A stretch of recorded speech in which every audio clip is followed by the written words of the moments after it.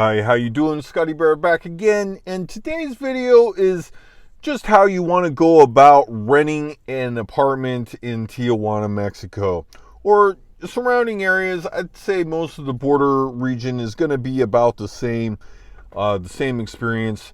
I'm going to talk about some notable areas and problems that you may not be aware of that pretty much would apply to most of Tijuana. For one thing, it is important to know where you're gonna move to. Being familiar with the area, knowing people around the area can tell you a lot about where you're gonna live. I got pretty lucky overall, but Tijuana block to block can really be different.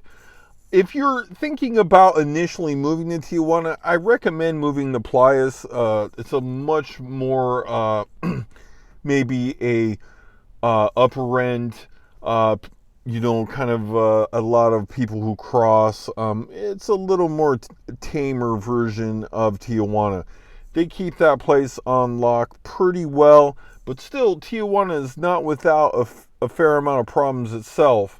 That is where I got my car stolen. There's more than a few murders. Don't get nervous per se, but there was quite a bit of action there in general. But I would say Playas would be a great start. Next, let's talk about Rosarito a little bit. Rosarito is going to be a little bit on the cheaper side. But most of the time, the people that get deported, that have means, that have people in the United States, generally end up settling in Rosarito. One is because it's the desirable beach area. Two, it is a little cheaper. It starts to get away from the line, and the further you get away from the line, the better off you are as far as price.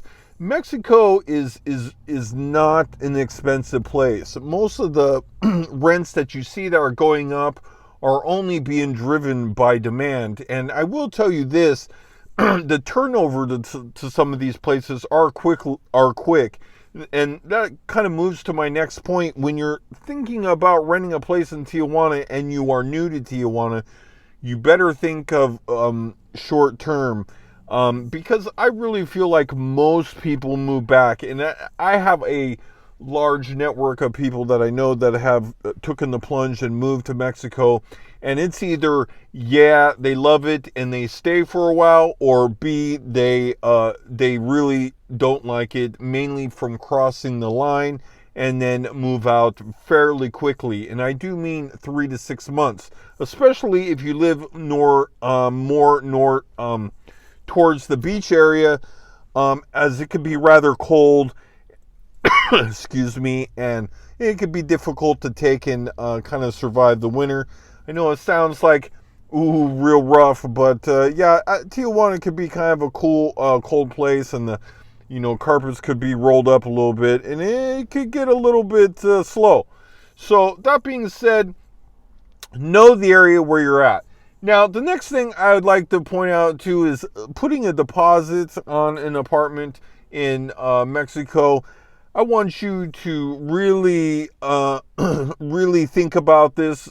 You better love the place, one, and two, you better know the person. I have never got a deposit back on an apartment. I don't know that anybody that has, but I would say in general, if you're looking to get the most bang for your buck, I go with make a deal. Say, like, if you make a deal for $400 to $500 a month, say give him $1,200 for 3 months. That one, it gives you a nice span of time to get a feel for Tijuana before you invest some more money, and also it gives you enough breathing room, because like I said, Tijuana is deceptive in the money saving game. Just because you're moving down there to get some relief from rent, you can take on some new expenses in transportation, and it could be definite transition. One thing to be careful about: if you cross the line frequently moving to Rosarito, you tack on 30-40 minutes, depending on the time that you leave, to your commute time crossing the border. So this brings me back to Tijuana in general. Tijuana is a relatively okay place. I mean, yes, there's quite a bit of crazy shit, but Tijuana has a history of crazy shit and it deals with it well. So that means that for the most part, I don't feel like most you will be targeted in any type of situation, but there is definitely a drug war on the streets that is going on.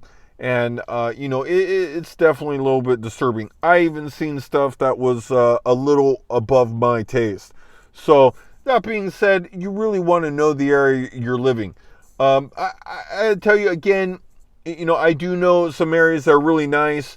Fun Dolores, Ruby, of course, I'm really drawing a blank here.